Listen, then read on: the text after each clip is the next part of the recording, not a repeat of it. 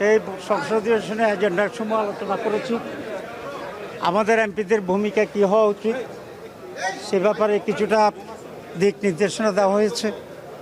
যেহেতু অধিকাংশই সদস্য নতুন, সে কারণেই সংসদের ফর্মালিটিস, তারপরে ক্রাইটেরিয়া, ক্যারেক্টার, ভাষা, এসব বিষয়ে আমরা কিছুটা তাদেরকে ব্রিফিং দিয়েছি করার জন্য। আর স্পিকারের বিষয়ে আমরা একটা সিদ্ধান্তে পৌঁছেছি নিঃসন্দেহে।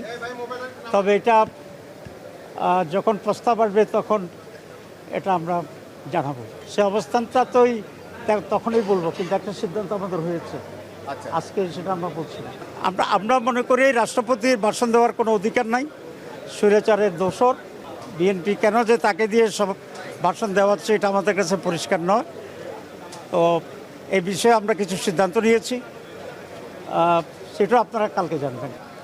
আমি এতটুকু বলবো যে আমরা একটা সিদ্ধান্ত নিয়েছি, কিন্তু সিদ্ধান্তটা কি এটা খোলাসা হবে যখন ফর্মালি এই বিষয়ে আলোচনা হবে।